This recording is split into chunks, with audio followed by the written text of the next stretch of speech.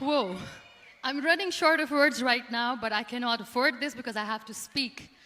Thank you so much for all the love, for all the warmth. Thank you for accepting me.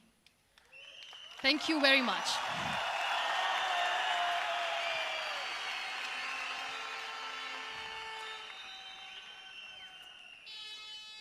Well, I always start my talk with a disclaimer.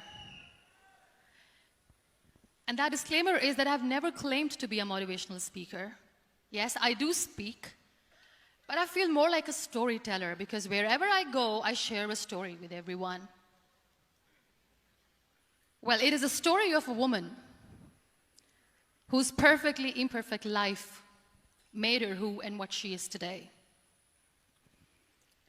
It's the story of a woman who, in pursuit of her dreams and aspirations, made other people realize that if you think that your life is hard and you're giving up on that because you think your life is unfair, think again.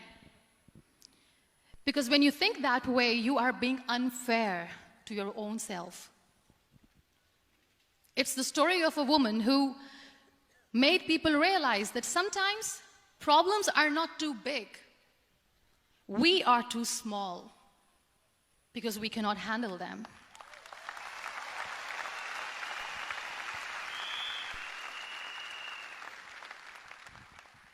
It is the story of a woman who with time realized that real happiness doesn't lie in success, money, fame.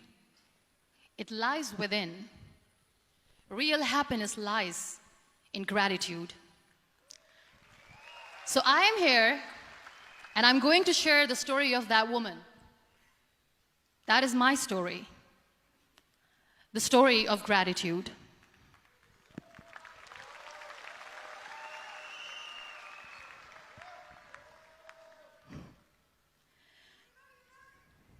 I love you too. I love you all. I believe in the power of words. Many people speak before they think. But I know the value of words. The words can make you, break you, they can heal your soul, they can damage you forever. So I always try to use the positive words in my life wherever I go. They call it adversity, I call it opportunity. They call it weakness, I call it strength. They call me disabled, I call myself differently abled. They see my disability. They see my disability, I see my ability. There are some incidents that happen in your life, and those incidents are so strong that they change your DNA. Those incidents or accidents are so strong that they break you physically. They deform your body, but they transform your soul.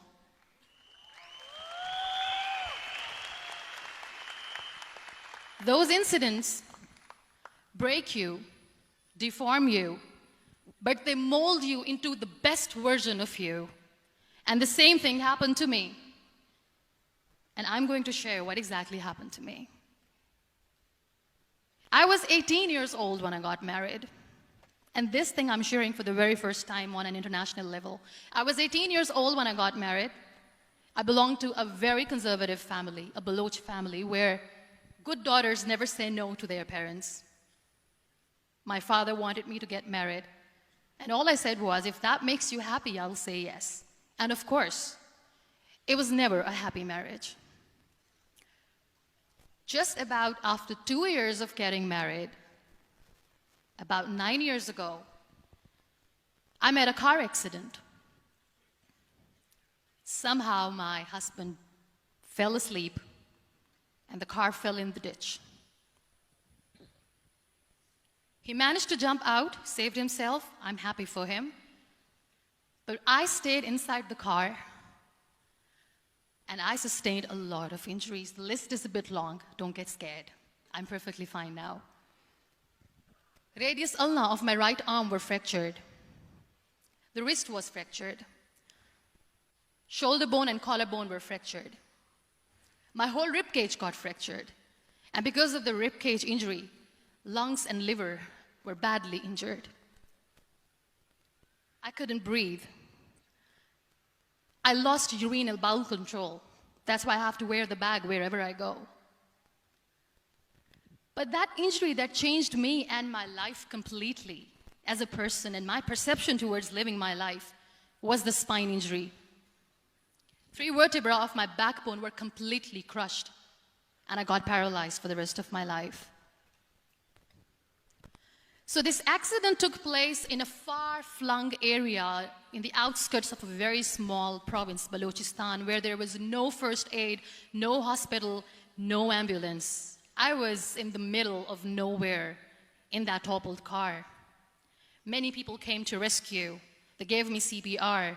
They dragged me out of the car. And while they were dragging me out, I got the complete transection of my spinal cord.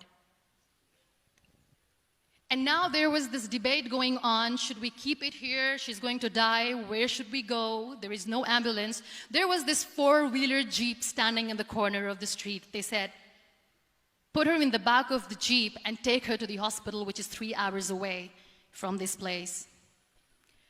And I still remember that bumpy ride. I was all broken. They threw me at the back of the Jeep and they rushed me to the hospital. That is where I realized that my half body was fractured and half was paralyzed. I finally ended up in a hospital where I stayed for 2.5 months. I underwent multiple surgeries. Doctors have put a lot of titanium in my arm. There's a lot of titanium at my back to fix my back. That's why people in Pakistan call me the Iron Lady of Pakistan.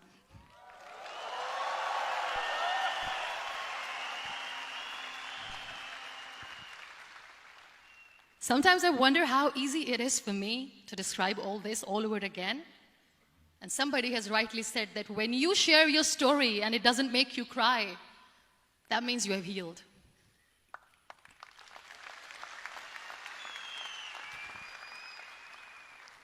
Those 2.5 months in the hospital were dreadful. I will not make up stories just to inspire you. I was at the verge of despair. One day, doctor came to me and he said, well, I heard that you wanted to be an artist, but you ended up being a housewife. I have a bad news for you. You won't be able to paint again because your wrist and your arm are so deformed, you won't be able to hold a pen again. And I stayed quiet. Next day, doctor came to me and said, your spine injury is so bad, you won't be able to walk again. I took a deep breath and I said, it's all right. The very next day, doctor came to me and said, because of your spine injury and the fixation that you have in your back, you won't be able to give birth to a child again. That day, I was devastated. I still remember, I asked my mother, why me? And that is where I started to question my existence. Why am I even alive? What's the point of living? I cannot walk, I cannot paint, fine. I cannot be a mother. And we have this thing in our heads, being women, that we are incomplete without having children. I am going to be an incomplete woman for the rest of my life. What's the point? People are scared. They think I will get divorced. What is going to happen to me? Why me? Why am I alive? We all try to chase this tunnel. We all do this because we see light in the end of the tunnel, which keeps us going. My dear friends, in my situation, there was a tunnel that I had to roll on, but there was no light. And that is where I realized that the words have the power to heal the soul. My mother said to me, this too shall pass. God has a greater plan for you. I don't know what it is, but He surely has.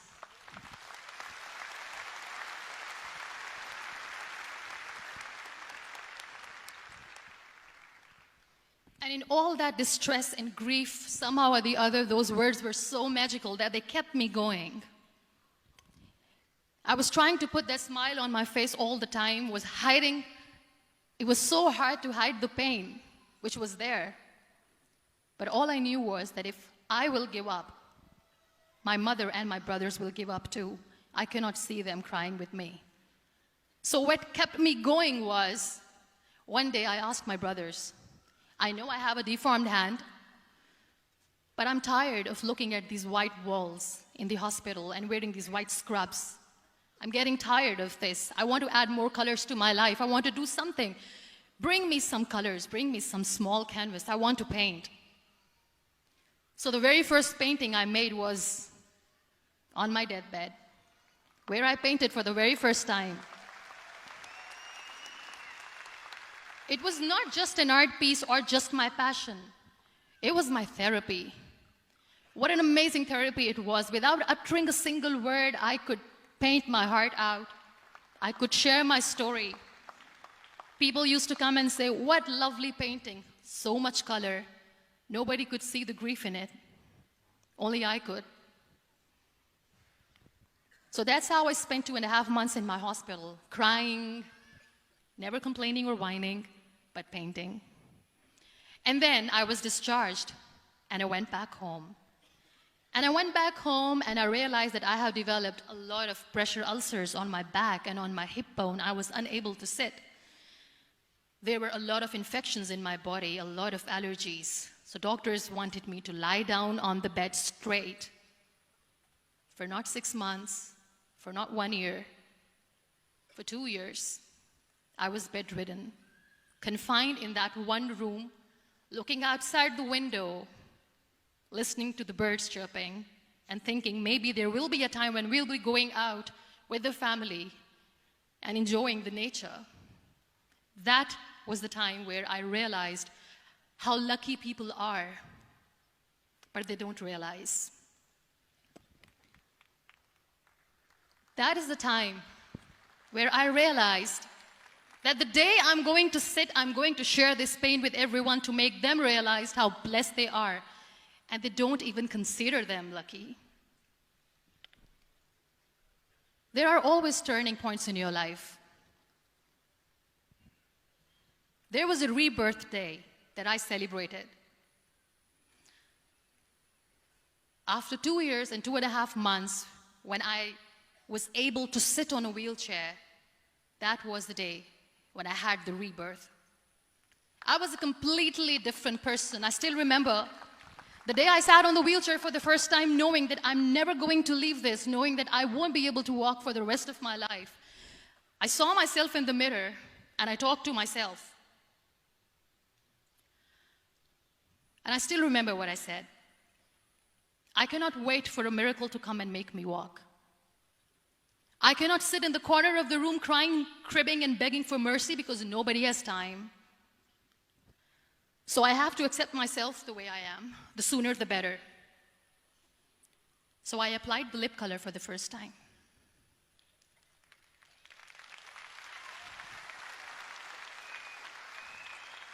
And I erased it. And I cried. And I said, what am I doing? A person on a wheelchair should not do this. What will people say? Clean it up. Put it again. This time I put it for myself. Because I wanted to feel perfect from within.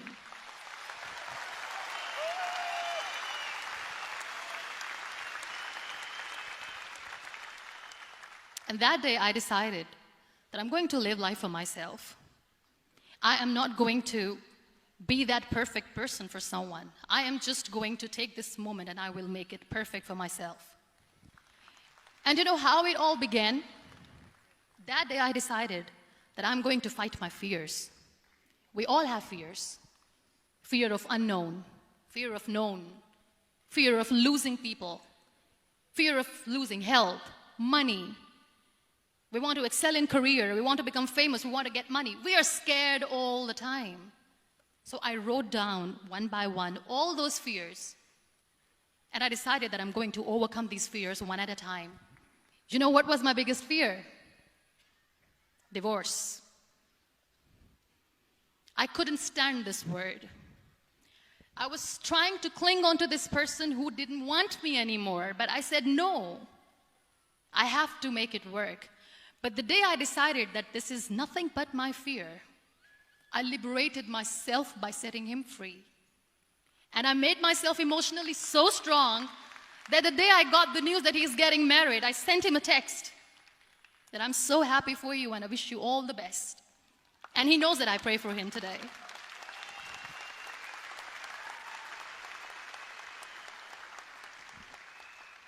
My biggest fear, number 2, was I won't be able to be a mother again. And that was quite devastating for me. But then I realized there are so many children in the world, all they want is acceptance. So there is no point of crying, just go and adopt one. And that's what I did.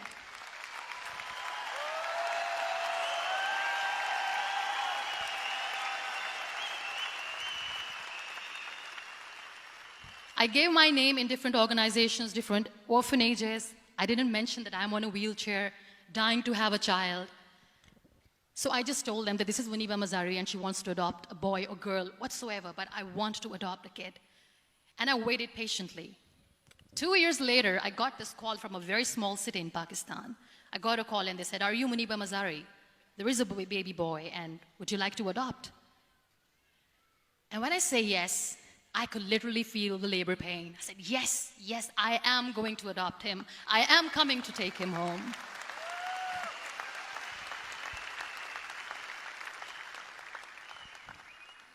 And when I reached there, the man was sitting and he was looking at me from head to toe. And in back of my head, I kept thinking that, oh my God, he's going to say she's on the wheelchair, she doesn't deserve it. How is she going to take care of him? And I looked at him and I said, do not judge me because I'm on the wheelchair. But you know what he said? He said, I know you will be the best mother of this child. You both are lucky to have each other.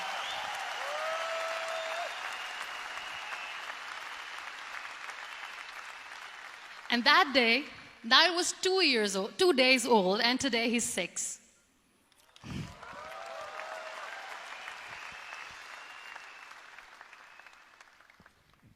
You'll be surprised to know another bigger fear that I had in me. It was facing people. I used to hide myself from people. When I was on bed for 2 years, I used to keep the door closed. I used to pretend that I'm not going to meet anyone, tell them that I'm sleeping. You know why? Because I couldn't stand that sympathy that they had for me. They used to treat me like a patient. When I used to smile, they used to look at me and say that, "You're smiling, are you okay?" I was tired of this question being asked, "Are you sick?" Well, a lady yesterday at the airport asked me, "Are you sick?" And I said, well, besides the spinal cord injury, I'm fine, I guess.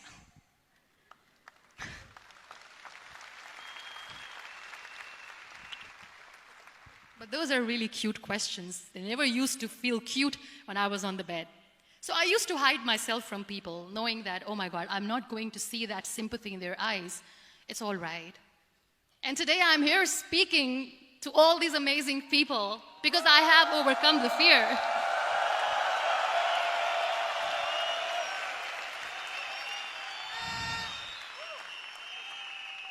You know, when you end up being on the wheelchair, what's the most painful thing? That's another fear that people on the wheelchair or the people who are differently abled have in their hearts, but they never share. I'll share that with you. The lack of acceptance. People think that they will not be accepted by the people because we, in the world of perfect people, are imperfects. So I decided that instead of starting an NGO for disability awareness, which I know will not help anyone, I started to appear more in public. I started to paint. I always wanted to. I have done a lot of exhibitions. I'm Pakistan's first wheelchair-bound artist. I have done a lot of modeling campaigns, different campaigns for brands like Tony and Guy.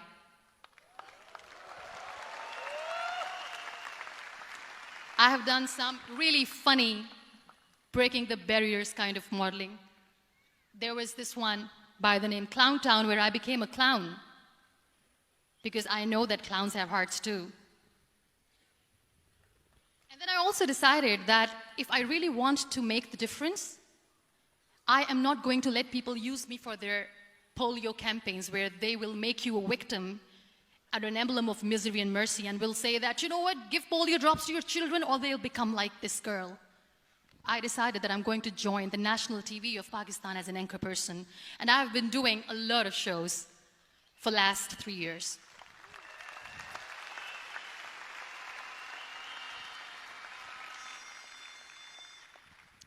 So when you accept yourself the way you are, the world recognizes you. It all starts from within. Thank you.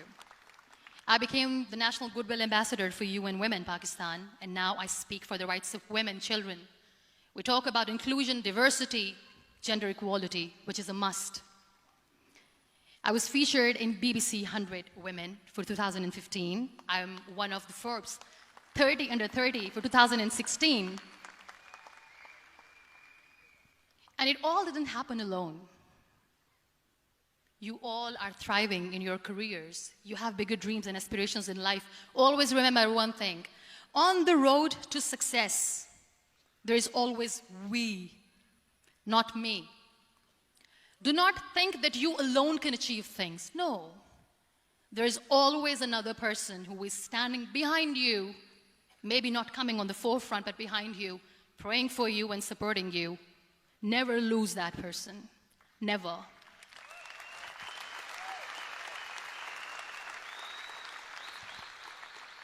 No matter how much I say that I couldn't find a hero, so I became one, I still want to recognize those 3 people in my life who literally changed my life completely, and I get inspiration from them every single day. Waleed Khan. Many people know about the terrorist attacks in Pakistan. We have lost many people. And I'm sharing this with a very heavy heart because we actually have lost a lot of people in this huge turmoil of terrorism. These people are barbarians. They do not see people. They're even worse than animals. They have killed people in mosques. They have killed people in churches, temples, even in schools. There was this terrorist attack in Army Public School, Peshawar, where these terrorists entered in an examination hall and they killed our children.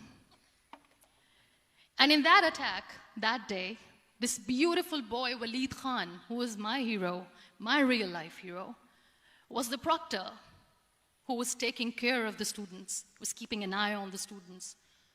Those barbarians shot him 3 times in the face, 5 times on his body, and he fell down. I was asked to give a talk in the school after a week of that terrorist attack. With a very heavy heart, I went there and I spoke. We sang a few national songs. I thought that maybe I've done my part, but deep inside, it was killing me. I could see children injured. I could see children sitting on the wheelchairs looking at me wondering, what next? What was our fault? Just because we were here to give examination, we have been shot. So many people, so many children lost their friends. Their classrooms were empty. The next day they went to the classroom. So this kid, Waleed Khan, I was asked that he is in a hospital right now, and you have to go and see him and motivate him and tell him that it's going to be okay. And when I saw Waleed Khan coming on the wheelchair for the first time in front of me, face was all deformed. His leg was fractured, his arm was fractured. He couldn't talk, he lost his teeth. He cannot sneeze, he cannot smell. He cannot eat. And I kept thinking, what should I say? That everything is going to be all right? No, nothing is all right. And while I was juggling with the words, what to say, what not to say, this beautiful child, Waleed Khan, came to me and he said, "Are you MUNIBA MAZARI?" I said, "Yes." He said, "Baji, let's take a selfie."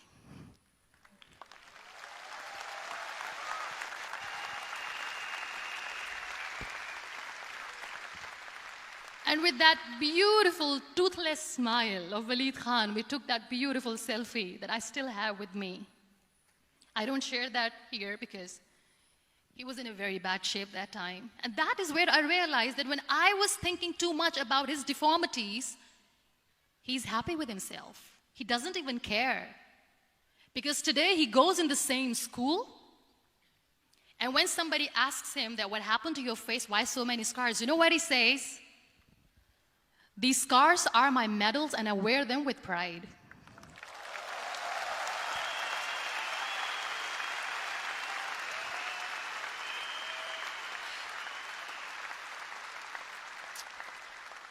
And how beautifully he says the terrorists wanted me not to study. I am going to study. I will become a doctor one day. And this is my way of taking revenge from those terrorists. Another real-life hero, of course, my son. His name is Nile, N-I-L-E, River Nile. I learned so much from this kid. The first and foremost thing is patience. How to be patient when you know that your mother cannot walk, when you know that your mother is different from the other women, when you know that your mother cannot go out and play with you, how to stay calm. He loves football. And when we got the very first football, he was 4 years old. He was super excited. I still remember he came in the room and he said, "Mom, let's play football." And he kept the ball in my feet. And he said, "Let's kick it." And that day I felt disabled. I said, "I cannot kick the ball." And I was down with the same face. He looked at me and he said, "Well, that's all right. Your legs are not working, but your hands do. Let's play catch the ball."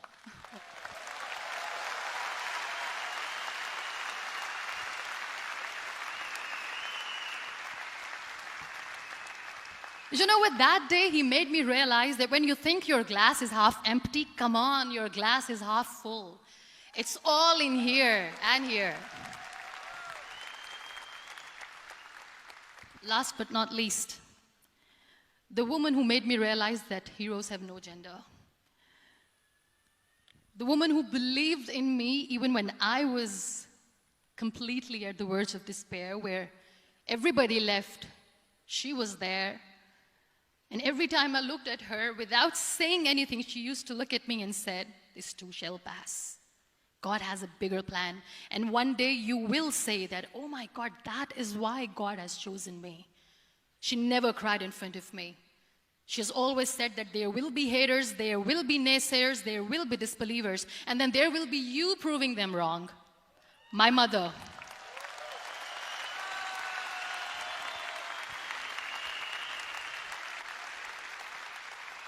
Whatever I am today, I'm nothing without her. I'm nothing without her. Thank you, Mama. I wish you were here. Thank you for making me who I am today.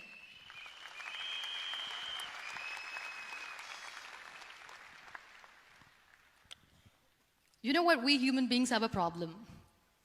Out of many problems, there is one more, and this is self-created one. We always expect ease from life. We have this amazing fantasy about life. This is how things should work. This is my plan. It should go as per my plan. If that doesn't happen, we give up. So my dear friends, let me tell you one thing. I never wanted to be on the wheelchair. Never thought of being on the wheelchair.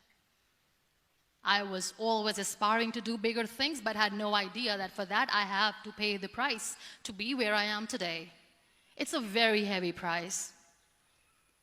This life is a test and a trial, and tests are trials are never supposed to be easy. So when you're expecting ease from life, and life gives you lemons, then you make the lemonade, and then do not blame life for that, because you were expecting ease from a trial. Trials make you a stronger, better person. Life is a trial, and with time you realize that.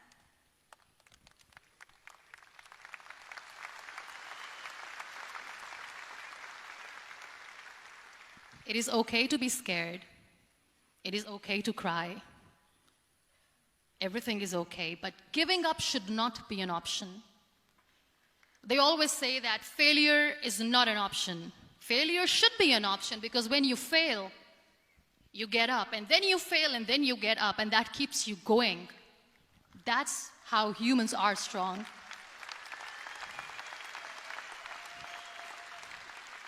Failure is an option, should be an option, but giving up is not. Never. We have this thing in minds. We call it perfection. We want everything perfect. We want ourselves to be perfect. There is this image in our head about everything. Perfect life, perfect relationships, perfect career, perfect amount of money that we need to earn no matter what. Nothing is perfect in this world. We all are perfectly imperfect, and that is perfectly all right. That's all right. We were sent here not to become the perfect people. Those people who tell you how to look perfect, even those people are imperfect. Trying to fight this fear of looking imperfect. I used to be perfect. I still remember. I got this compliment years ago when I used to walk. Oh my God, look at you. You're fair, you're tall, you're perfect. Look at me now. You're still perfect. Only the perfect eyes can see that. Only the perfect eyes will see that. Only the perfect eyes will see that. So yes, in all those imperfections, you have to listen to your heart. You don't have to look good for people. You don't have to be perfect just because other people want you to be perfect.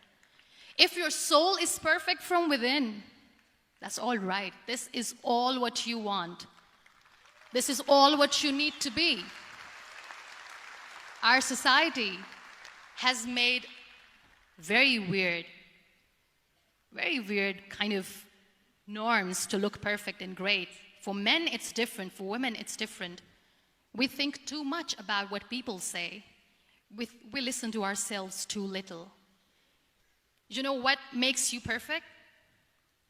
When you make someone smile. You know what makes you perfect? When you try to do something good for the people around you. You know what makes you perfect? When you feel someone's pain. And how beautiful pain is that it connects you with people. No other medium can connect you with others but pain. That's why I always say that I'm in pain, and that's a blessing in disguise for me. Today, just because I'm in pain and I'm on the wheelchair, I work for children. Being the head of CSR for a company, we conduct medical camps in far-flung areas of Pakistan where so many kids die because they don't have medical facilities. And I personally believe just because they cannot afford to live doesn't mean we'll let them die. So we give them money, we give them medical treatment, we try to heal their wounds, physical and emotional. And I also work for the beautiful people, we call them third gender, the transgender community of Pakistan. You know what connects me with them? All my imperfections. When I go and I hug them, they never judge me. And this very good friend of mine, her name is Bijli. Bijli means electricity. She calls herself electricity. And I said, are you electricity? She says, no, I'm lightning. I'm as strong as lightning. Because we have very bad power outage, so she doesn't want me to call her electricity. So she says, I am very strong. I'm thunder, I'm lightning. She came to me, and the first time I hugged her, she said, you are just like me. And I said, yes, I am like you. Because to people, we are so imperfect. So how beautiful these imperfections are, that because of these imperfections, you can connect with people. Then why are we all running after being perfect? What's the point?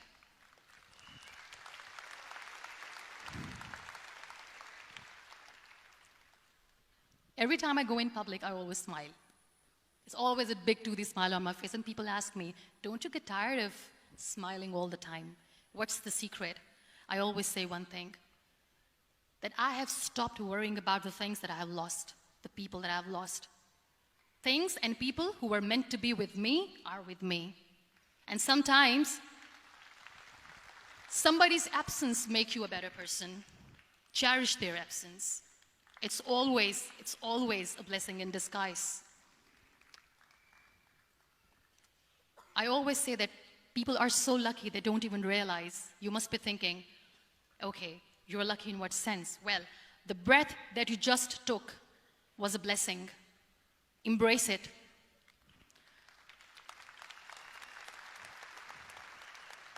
There are so many people in the world who are dreaming to live a life that you are living right now. You have no idea. Embrace each and every breath that you are taking. Celebrate your life. Live it. Don't die before your death. We all die.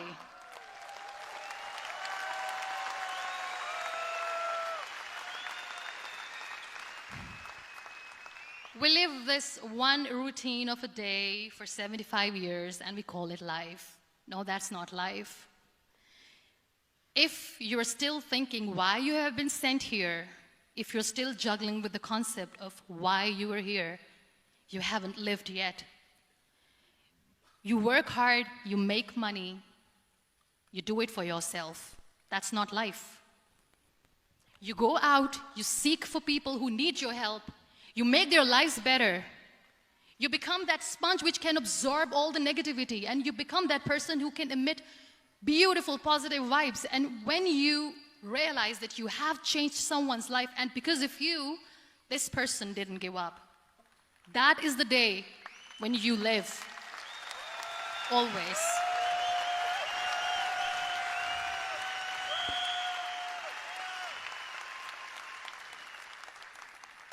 We were talking about gratitude, why I smile all the time. I cry all night when nobody sees me, because I'm a human and I have to keep the balance. And I smile all day because I know that if I will smile, I can make people smile. That keeps me going.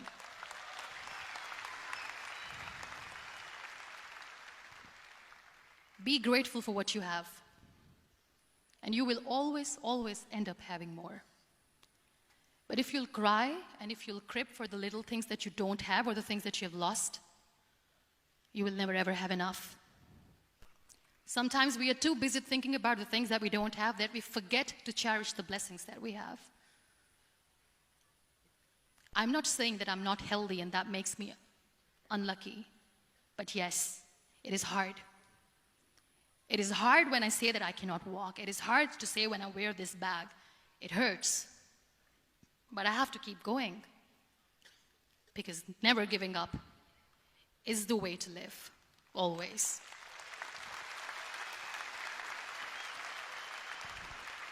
So I'll end my talk on a very short note. Live your life fully. Accept yourself the way you are. Be kind to yourself.